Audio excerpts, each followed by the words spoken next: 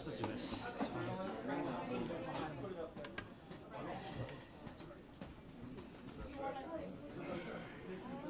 5 minutes, guys. We'll get started.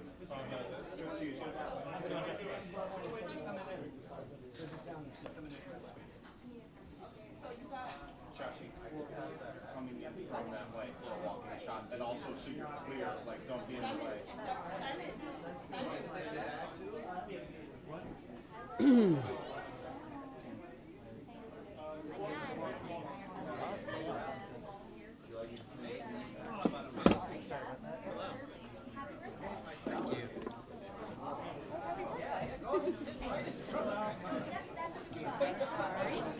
Yeah, I'm definitely not.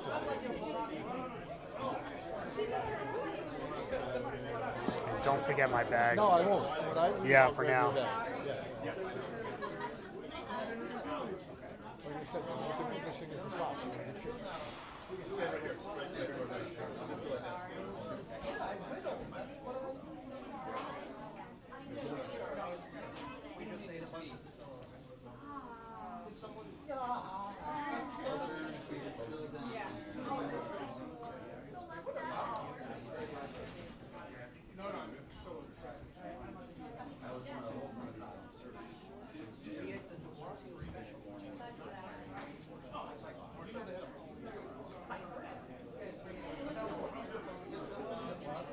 Gonna rely on you heavily for the shots, okay?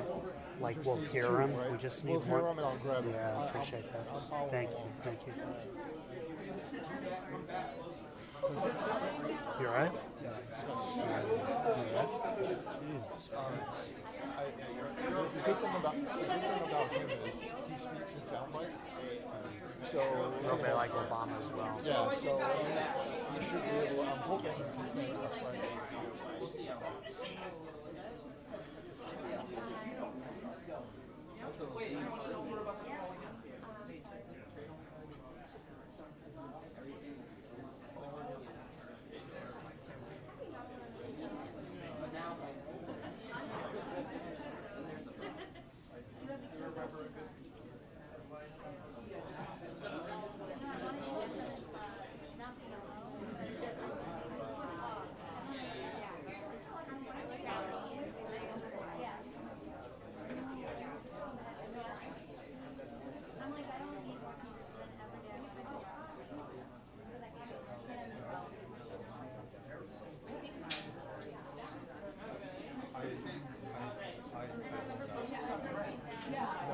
No run down. We just got to find that one. So I think he's going to be just something else. You got a 5-minute warning, and I think there's just going to be like a minister or something with him, but I have to know. Hey, and just so you know, I was doing a elbow, and I was really proud of him. I don't even think I'm flexible enough to do that. No, they said it's a hard 302. So we're okay. We just got to real quick. We just got to get into sound bites, but it's just him going to be sprinting downstairs. But I think we'll be okay. All right. Yeah.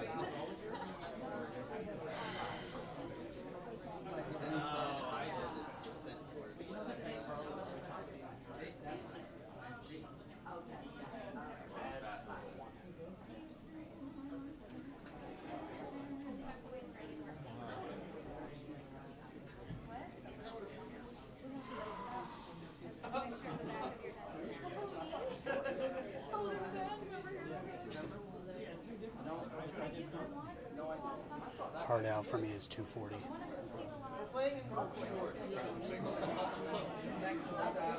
know what? Don't worry about the bites. How are you writing into them? Do you know yet? No, I'm just gonna have to, depending on what he says.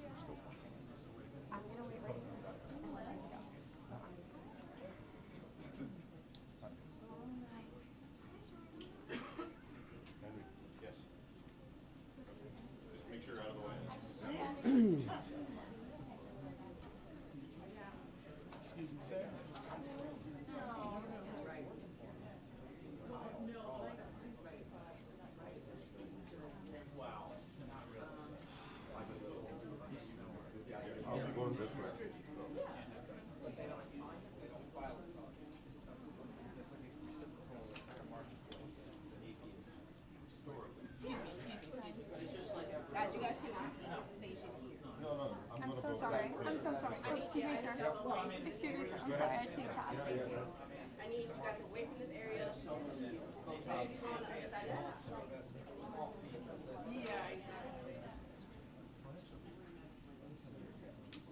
Okay, everybody, we're gonna get started in 1 minute. Step back, please. Thank you.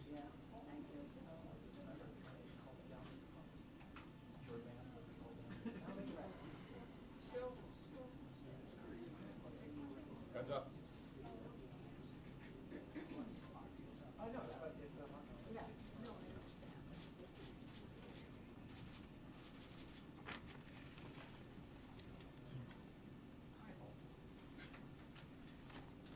All right, good afternoon, and I'm Manny Pastreich, the president of SEIU Local 32BJ, and welcome to our union home. This is the home of 185,000 essential workers who clean and protect buildings, residential workers, and it's the home of airport and school workers. We're here to honor the 4 lives that were tragically and senselessly lost on Monday. And at 32BJ, we're here to specifically support the family of Alain Etienne, a security officer who's been part of our union since 2017.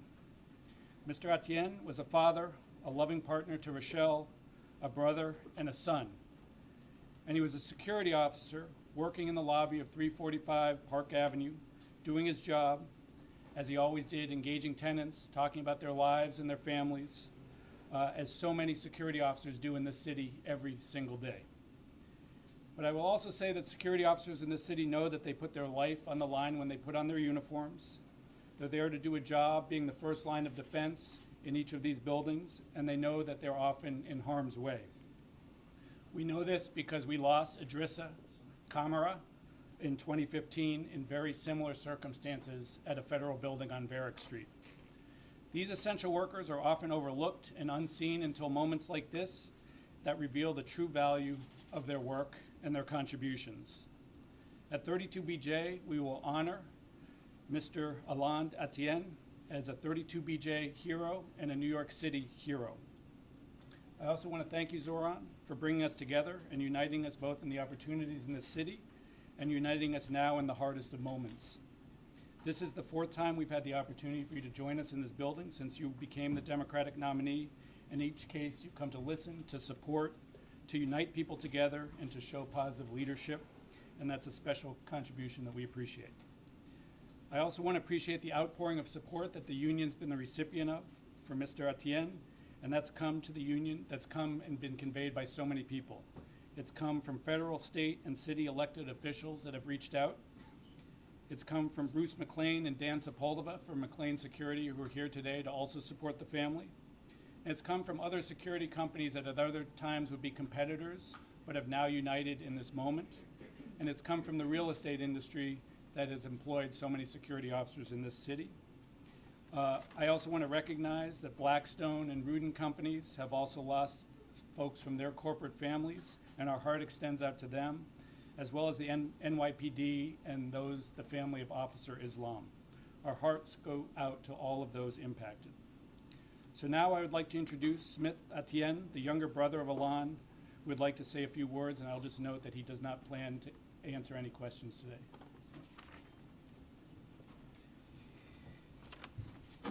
How's everyone doing today? As you guys all know, we lost a hero a couple days ago.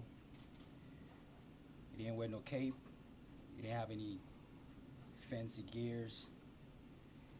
He wore a security officer uniform.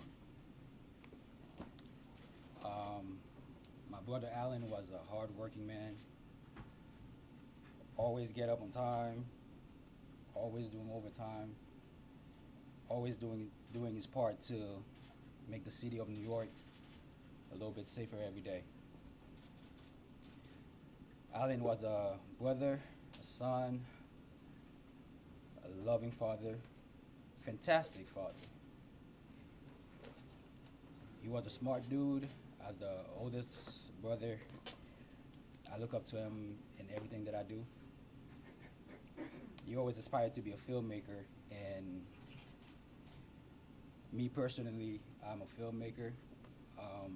With his guidance and support, I am where I am today as one of the top filmmakers in the Haitian community. and I owe him everything. He's a people person. He's extremely extroverted. Everybody loves him. He knows how to make friends. He knows how to keep contact with everybody that he loves and cares for. It's definitely a big loss for the family. It's a loss for his friends. It's a loss for the city that we're from, Gonaïve. It's a loss for Haiti. And New York City has lost a hero. As we go through this difficult time, I ask you guys to keep us in your prayers. Keep each one of the other victims' family in prayer. And take this opportunity to look into new legislation that can help protect people like himself. People that put their life on the line every single day to do their part to make the city safer. To put their life on the line to protect others. And that's what he did. And we've been getting a lot of calls. A lot of people have been contacting us, trying to help. And I'm grateful for that. I want to inform you that we have a GoFundMe set up, specifically for his kids. So anybody that's been contacting us, you can help that way. And a simple prayer goes a long way. I want to thank you guys for being here. And again, let's start prioritizing people who prioritizes us. Let's start prioritizing the nurses, the doctors, the firefighters, the security officers, the policemen. Because we don't want this to be a thing that goes on every month, every couple years, and everybody comes out, the media covers it, and after a couple days, couple weeks, everybody move on and forget about the victims.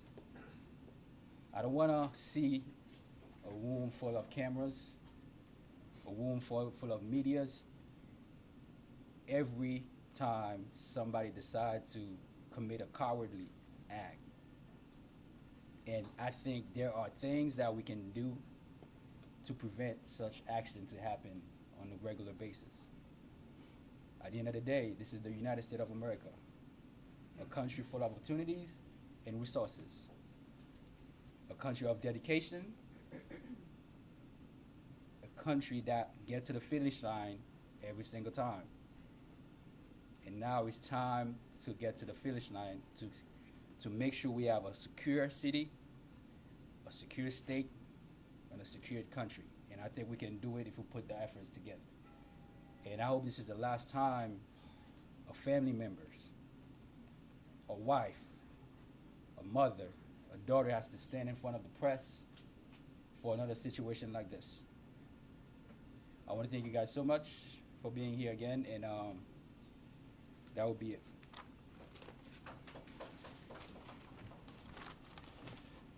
All right, thank you, Smith.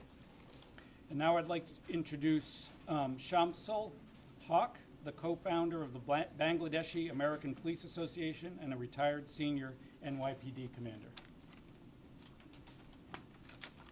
Thank you very much.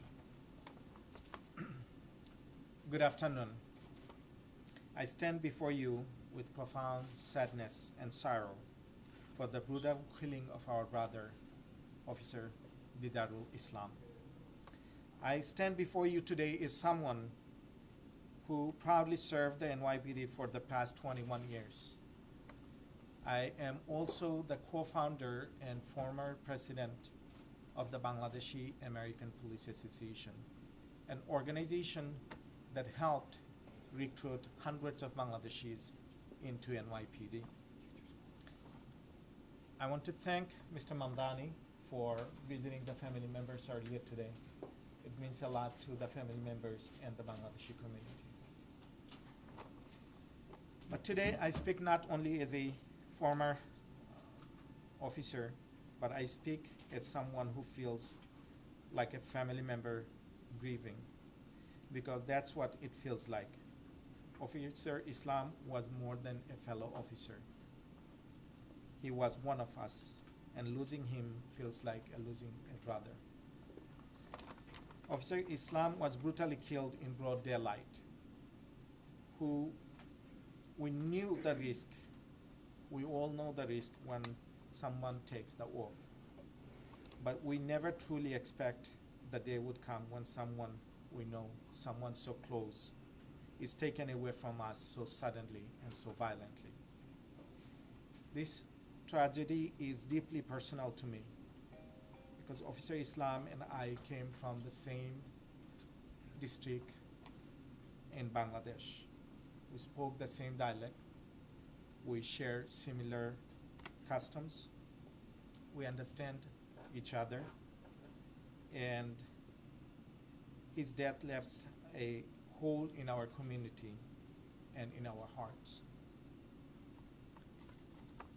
Right after 9/11, just like me, several dozen of us joined the NYPD to do two things. One was to protect a city that we call our home, a city that we love and care, but also to dispel the misconception that you are a Muslim and there is somehow a connection to terrorism. So after several years, we decided, I called my friends to open up the Bangladeshi American Police Association. And our goal was threefold. One is to increase number of Bangladeshis to NYPD. Second was to help them go up the ranks. And the third is to bridge between the Bangladeshi American community and the police department. But since then, the Bangladeshi community has grown in the NYPD. More families have encouraged their sons and daughters to join. And they have felt pride watching their children to serve New York City as a police officer. But today, that pride is somewhat overwhelmed by pain.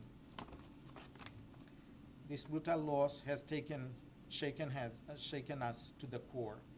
It is just not a tragedy for the police officer's Islam's wife, his children, and his family, but it is a tragedy for all of us, for all fellow officers, for all our community. We'll never forget Officer Allah grant him highest place in Jannah, and we'll all carry forward his legacy, his honor, and with unity and with love. Thank you very much.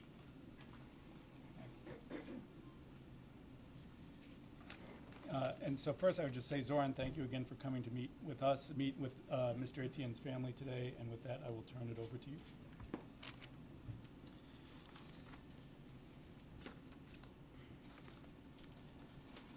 I want to thank Manny and 32BJ for having us here today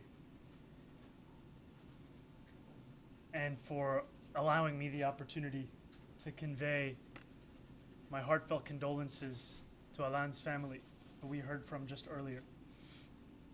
I want to thank retired Lieutenant Shamsul Haque, who co-founded the Bangladeshi American Police Association, of which Officer Islam was a member. I landed back in New York City this morning and went directly to the home of Officer Islam, where I met with members of his family, young and old, who are heartbroken over the loss of their son, of their brother, their father, their husband, their friend, heartbroken in a way that words cannot fully describe. And as we spent close to an hour together, there were moments that stayed with me. Moments like when Officer Islam's sisters asked me, who will we call Bhaiya now?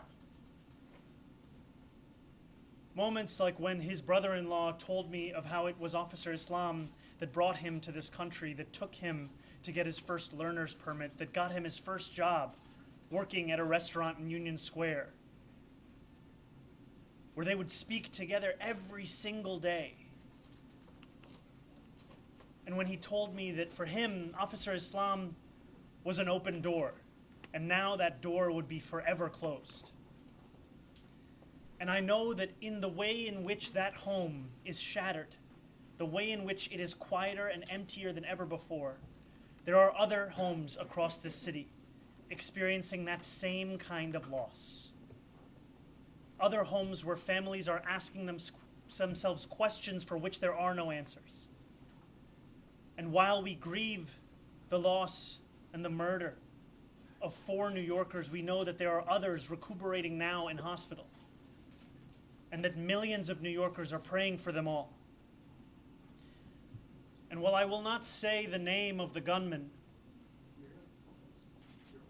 I want to talk about those that we lost. We've heard from Alan's family of a man who was the father of 2 children. We've read of how his smile lit up every room, how it was as warm as it was infectious, and of a man who did a job that is so often overlooked, and yet it is that first greeting that so many feel when they come home. And so it was him that was also in that first line of fire just a few days ago. We've heard of Officer Islam, a police officer who leaves behind 2 young children, a pregnant wife due to give birth just in the next month, 2 aging parents, one of whom is struggling in his own health. And we know also of Wesley LePatner, who was a New Yorker that shone brightly across this city, who served on the boards of the Metropolitan Museum of Art, the UJA Federation, the Heschel School, who served on the board of the Yale University Library Council, who is remembered by friends and by colleagues for the incredible achievements she leaves behind, and for the 2 children and husband that mourn her today, as do all New Yorkers.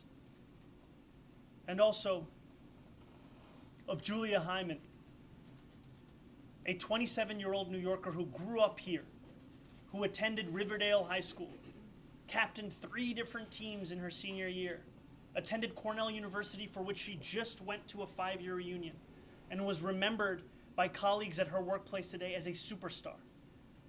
A life cut short by a senseless act of violence.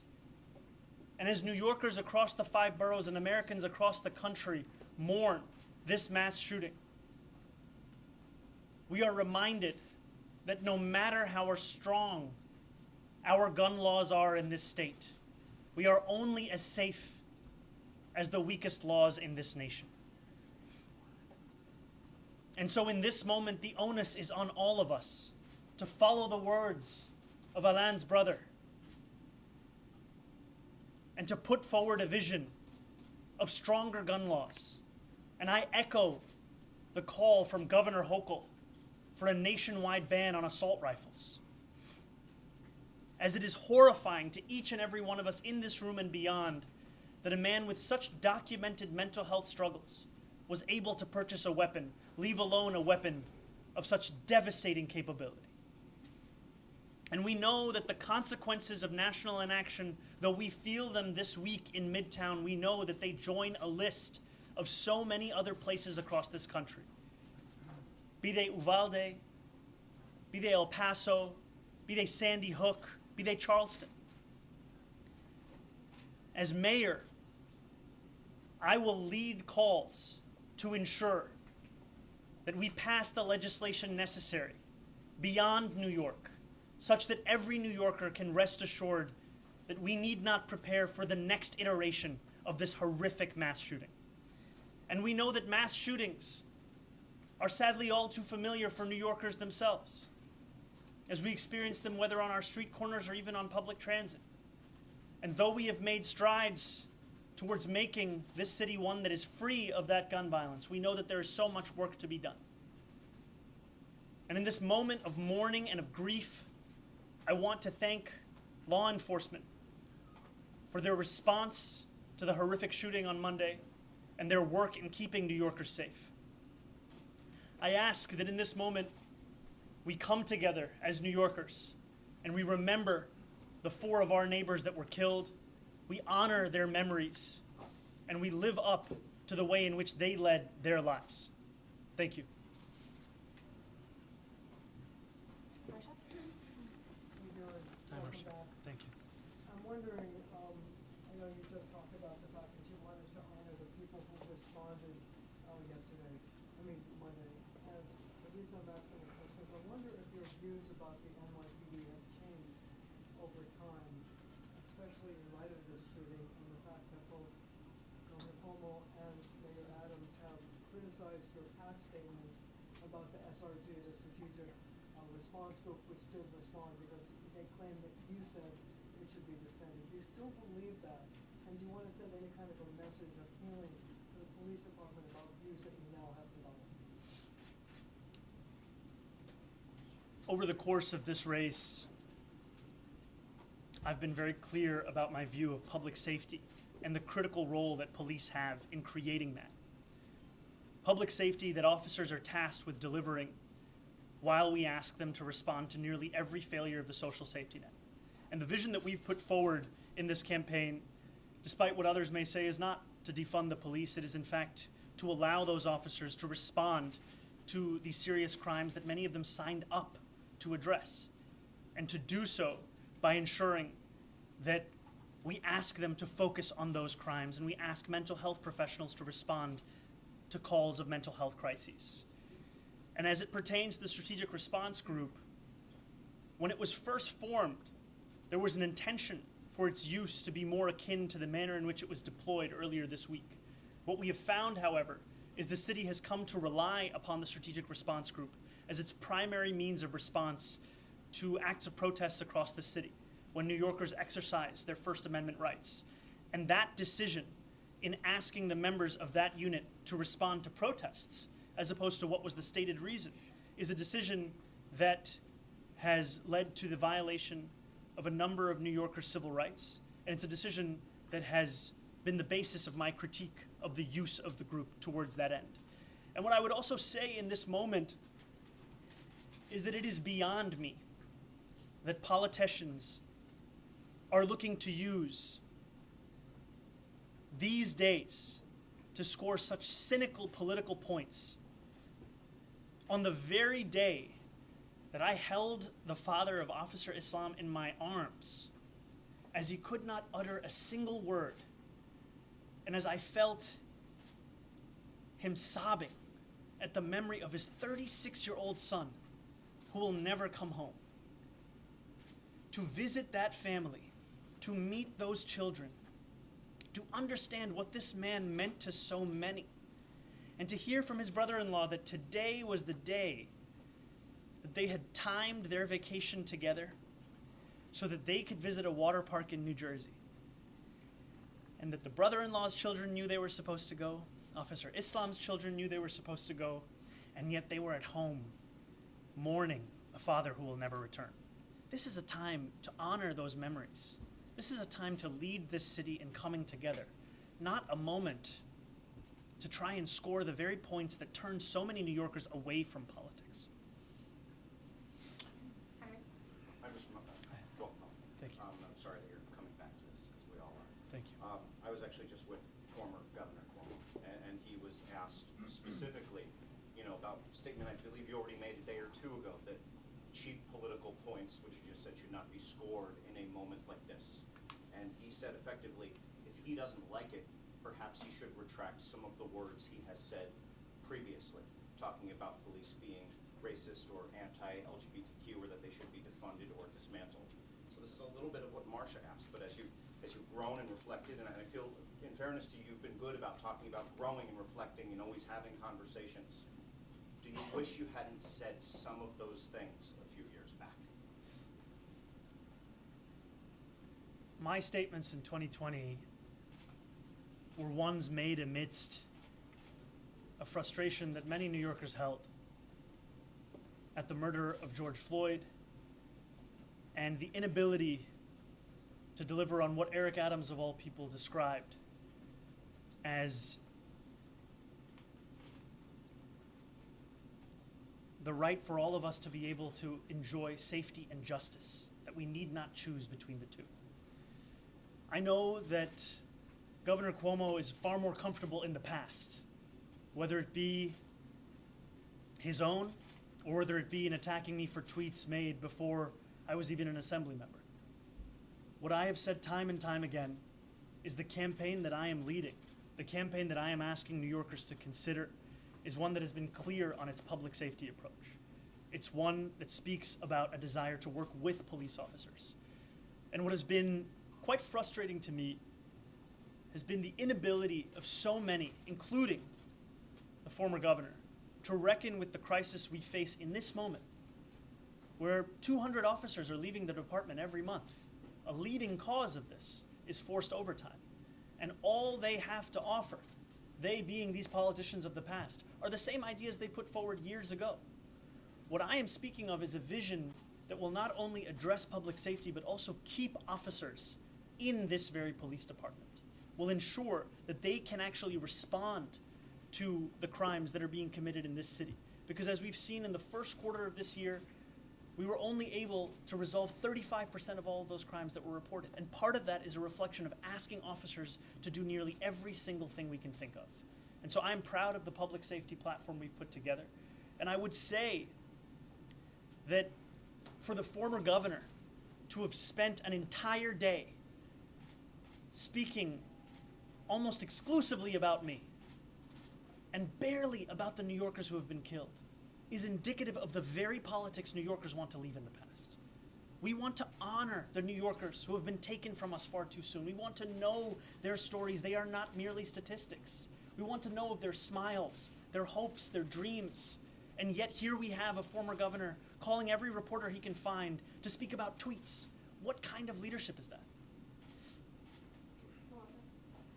Hi, Zohran. Hi, Melissa. Welcome back. Thank you. I want to ask you actually to tell us a little bit about your trip, but first, if possible, you've said that people need to come together, and this is obviously in the same vein as Henry and Josh's questions, but you're saying that people need to come together. Do you bear some of the responsibility for having said such negative things about the NYPD, some instances that their tears are healing the world, or, are you saying you've grown since then, and are you part of the coming together? Do you need to change your message or say something different?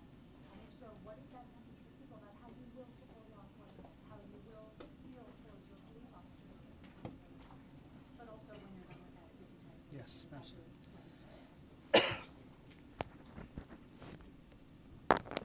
To be the mayor of this city is to work closely with law enforcement to deliver that public safety. And the experience that I've had in running for mayor has been a privilege in getting to know more and more rank and file members of the department and understanding just how difficult we have made their job. And as I visited Officer Islam's home this morning and met with another officer who told me of how she has sadly had to console other families of police officers in the past, it is clear to me, as it is clear to so many New Yorkers, of the immense risk that so many take upon when they do this work. And what I will be as the mayor is someone who recognizes the work that these officers do, who looks to ensure that they can actually deliver on that same work that brought them to this department, and who is focused on the outcome of public safety. Because what has happened far too often is a distilling of that which either provides or denies New Yorkers safety into a political discourse, where we spend far more of our time trying to score these kinds of points than in asking ourselves, how can we ensure that New Yorkers are safe? And while we have made strides in that safety, clearly we are still home to a site of a senseless mass shooting. And so there is much work for us to do here in New York City, but there is also so much work to be done at a national level. And that is why, again, I appreciate Governor Haque taking this moment to point not only New Yorkers but Americans towards a way in which we can ensure that history does not repeat itself. Can I follow up Please. just briefly? Since I don't hear you saying, you're not retracting what you said in the past, you're not saying I no longer feel on a police basis, or the question, these tweets are going to keep resurfacing by your rivals. How will you avoid, as a candidate,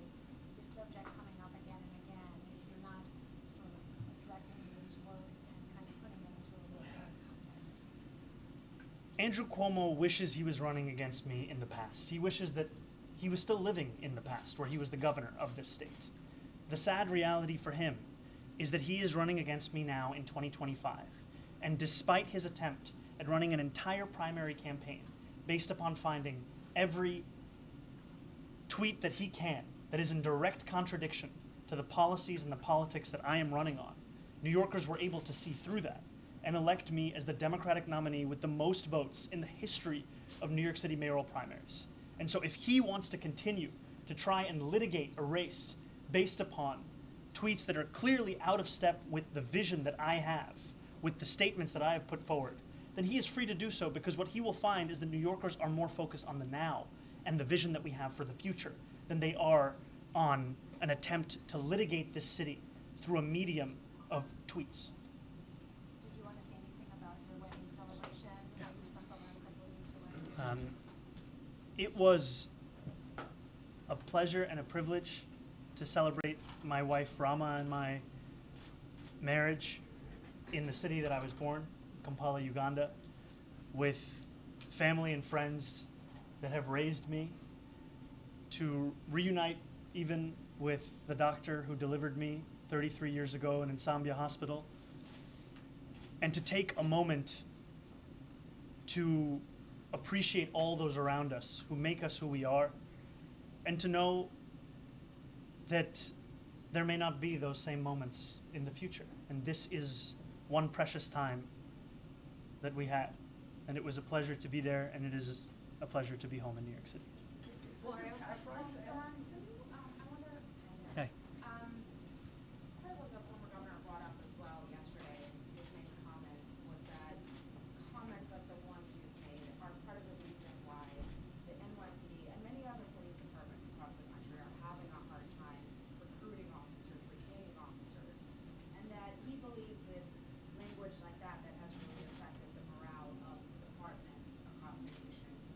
I guess I wonder if you could speak directly to police officers in this moment, especially the officer, the security officer that was killed, but also the police officer that was working security for that building, a young veteran of the department. Many of these young police officers feel they need to have a second job. Talk directly to police officers in the city in this moment who see the language, who see the political discourse, and wonder if that's no longer a career that they should pursue or want to be a part of. To the families of Aland and Officer Islam, and to security guards and police officers across this city, I want to thank them for the work that they do each and every day. And as we heard earlier, it is oftentimes work that is overlooked. It is work that we do not remember until moments such as this. And it is work that is difficult. It is work that inspires questions like the one that was asked by Officer Islam's mother when he went from being a school safety agent to becoming a police officer. She asked, "Why do you want to take on a job that is so dangerous?" And he said, to leave a legacy behind that his family would be proud of. And I know that that is a conversation that so many have across the city. And it is work that I truly appreciate. And looking at the crisis of retention that we have in this city today, to try and pin it upon tweets from 5 years ago, as opposed to the conditions of this moment, is to ignore what officers themselves are saying. When you ask officers why they leave, one of the leading causes they cite is forced overtime, an inability to have a quality of life when they know they are actually going to come home. These are the kinds of things that we have to address to ensure that not only can we keep the officers we have on the job, but that we can also deliver on public safety. And I ask that in our focus on this, we remember the officers themselves and not the discourse that is had as if it is in the interest of those officers, when often it is motivated by partisan politics. Are you going to go to the funeral of Officer Islam? And also, when you talked to his family today, did any of them bring up any of these concerns, the tweets, your past policies Did any of that come up? None of that came up. They thanked me for coming to their home. You know, his brother-in-law, Officer Hassan, who is serving as the spokesperson for the family, told me that in fact he and Officer Islam had seen me once in person at Eid prayers. And they had wanted to say hello, but there were too many people in between and they never got the chance. And Officer Hassan invited me to the funeral tomorrow, an invitation that I will take him up on and I will attend. And they are a family that deserve the support of this city. They deserve the support of our leadership, and they deserve to be at the center of this story. Their pain, their sorrow, their heartbreak at a man who was the glue of their lives. I cannot tell you what role he played in this community. His family lives across Parkchester, Astoria, Jamaica, a family that has celebrated him for years, that has looked to him as a person they can all count on.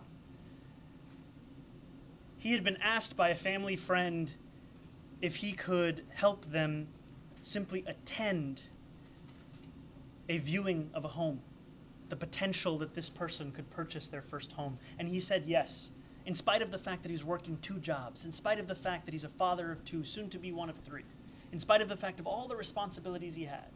And that same friend called today in tears to the family.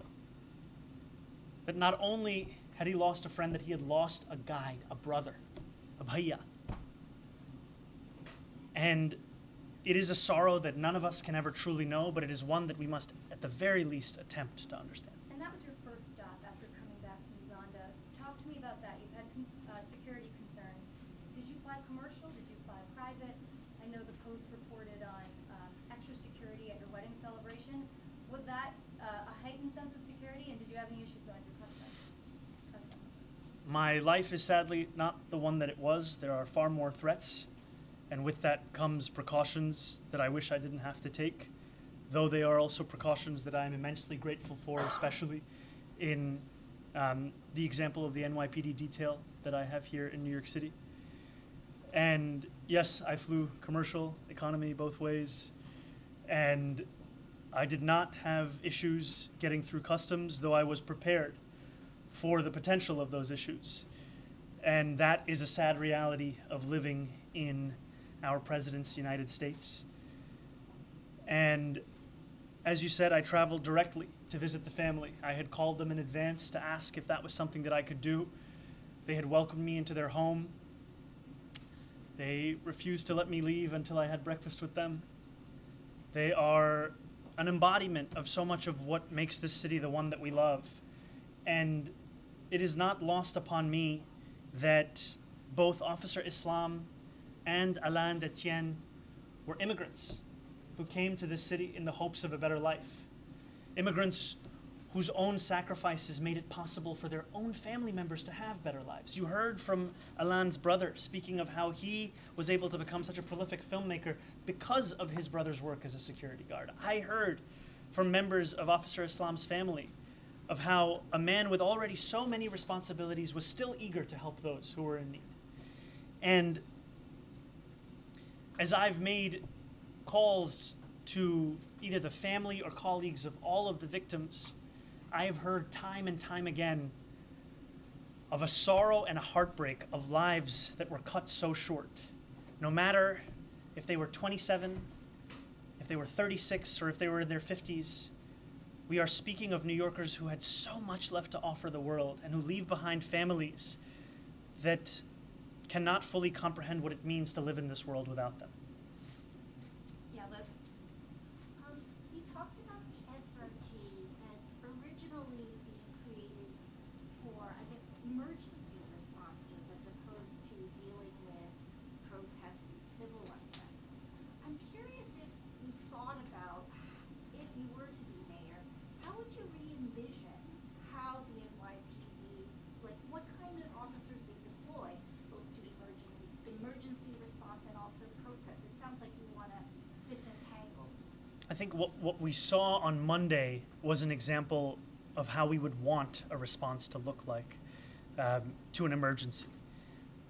What we also see, however, in this city is the treatment of protest as if it requires the same. And New York City is a city that is proud of its history with protests and its exercise of the First Amendment. And what we have seen, however, is an inability to follow the rules and regulations that protects the rights of all those New Yorkers who exercise them. And what I am interested in as an outcome is how to live up to that city where New Yorkers need not choose between safety and justice, where both are delivered. And that means abiding by the rules that we've seen on kettling. That also means ensuring that we do not settle for misconduct lawsuit after misconduct lawsuit as it pertains to protests and the policing of those protests, but instead we change the manner in which we respond to those protests in the first place. You would disband the SRG, but you come up with another emergency response team. There is a need to ensure that every act we take is one that is actually delivering public safety. And what we see right now, especially with regards to how we respond to protests, is not in line with that. Yeah, Chris. Thank you. Did Officer Islam's family say anything about whether they're inviting Andrew Cuomo to the funeral tomorrow? And then I also wanted to ask about your trip. While you were away, some of your critics found it offensive that you didn't try to return to New York City earlier after what happened Monday. Did you try to return earlier? Officer Islam's family did not bring up the former governor in the time that I spent with them. I was originally scheduled to return this morning to depart Uganda on the 29th of July. As the news of the shooting broke, my team and I looked into earlier possible travel back to New York City and found, in fact, that our originally scheduled trip was still the earliest possible time that I could return to New York City. Yeah. Just curious, the phrase defund the police has essentially become relatively toxic in the past few years, given that it's a political loser now. But you have said that you do want to reduce the budget for overtime over at the NYPD instead. What exactly is the difference between defunding the police and that? How would that have potentially prevented what happened yesterday? Calling for a reduction in overtime is a call that nearly every candidate has made over the course of this campaign, and even Mayor Adams ran on in 2021, pledging, I think, to cut it in half within a short period of time.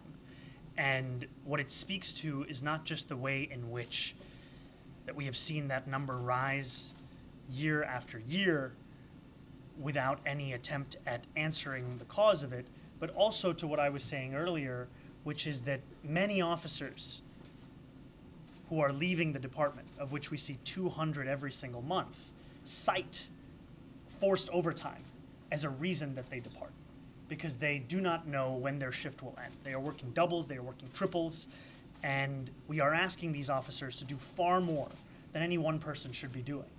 And so what I am looking to do is lead a police department whose focus is on public safety, whose focus is on retaining the police officers that we have, and on ensuring that we are asking officers to do the job that they signed up to do, not to respond to the failures of city government's ability to respond to the ripping apart of our social safety net. How would a Department of Community Safety be any better in terms of replacing what you're calling for to go away? The Department of Community Safety would not replace the work of the NYPD. It would be done in tandem with the NYPD. And what the Department of Community Safety would do is cohere what are currently a set of responsibilities that are siloed in different parts of city government. Responsibilities like gun violence prevention, homelessness, mental health crises, hate crimes, victim services. And what we've seen, especially as it pertains to gun violence prevention, is we know that there are successful strategies that can be employed that have been shown to have effect in the manner that was intended here in New York City, but are still not operating at the full scale. They are still operating at a pilot level. And that's why we have put forward proposals to increase the funding for not only the crisis management system, but also the manner in which New York City approaches gun violence prevention. And I look to inspiration for what other police departments have done elsewhere in the country, where we have seen a police chief describe the manner in which, to use his words, hugging the cactus allowed the police department to focus on serious crimes. And what he meant by that was coming to terms with the fact that the incredible number of mental health calls that the department was being asked to be responsible for was prohibiting them from responding to the very crimes that they had all signed up to respond to. Today, the NYPD receives around 200,000 mental health calls a year. And we know that in asking them to respond to those, we are also making it more difficult for them to respond to the very kinds of crimes that New Yorkers look to the NYPD to be their first responders to. We'll take 2 more questions and we have to wrap. Emma? Hi. Hi. So can you take us, were you asleep when the shooting happened? Were you awoken during the night? And then in those hours afterwards, I think it was like 3 or 4 in the morning where you were, did you speak with the mayor, the police commissioner? It sounds like you spoke with the families before you got on the flight. I was awoken by a member of my team, Morris Katz, around 4 a.m. local time in Uganda, and informed of the news of the shooting, soon after which we put out a statement. In the day that followed, I spoke to a number of New Yorkers, including families and or colleagues of victims, conversations that continue through this day. And I have not spoken with the mayor at this time. What about the police commissioner? I've had a brief conversation with the police commissioner. Yes. Okay, last question, Morgan. Hi, thank you so much for taking questions. So I just wanted to follow up. There was some tweets that have been surfacing, and one of them you say that nature is healing, quote tweeting one that where a cop is crying. Was kind of asking about it before. I just think when some people see these tweets, a lot of people in New York City have family members who are law enforcement, and it seems to be mocking a mental health of cops, where mental health for cops is already on the rise, especially those struggling with mental health. So I just wanted to give you a chance to respond and really show and explain exactly, what are your going to be intentions to maybe help with the mental health of police officers, and exactly with those statements, could you help clarify and help explain, why you said what you said and what you hope to say in the future? To be very clear, as I have been over the course of this campaign, I am not defunding the police. I am not running to defund the police. Andrew Cuomo is far more comfortable living his life in the past and then attacking tweets of 2020 than in running against the campaign that we have been leading for the last 8 months. The tweet that you referred to is a tweet that is out of step with the way in which I not only view police officers, the immense work that they do in this city, but also the seriousness with which we need to treat that work and the difficulties that come with that work. And so much of what I've shared today has been out of a vision of how to deliver on that which motivated so many to join the department. I am, as was said by Henry earlier, running as a candidate who is not fixed in time, one that learns and one that leads. And part of that means admitting, as I have grown, and part of that also means focusing on the people who deserve to be spoken about. Because our politics too often creates incentives to spend moments of mourning discussing other candidates, when in fact, many of these victims have not even been buried yet. We are speaking of families who are organizing funerals. And these families' focus is solely on those that they have lost. And we have seen that what they deserve is a moment of empathy, of support, of honor. And what they deserve in the future is one of leadership that seeks to embody those things while ensuring that our focus is on delivering that public safety.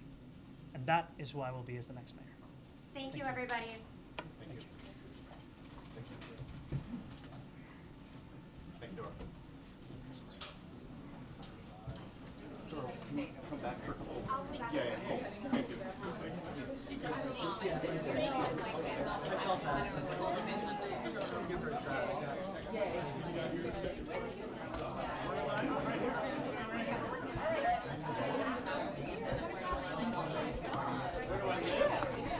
PDS.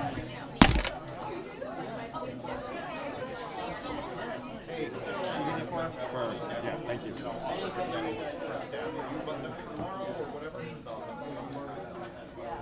Okay. Yeah, okay. Is that her name?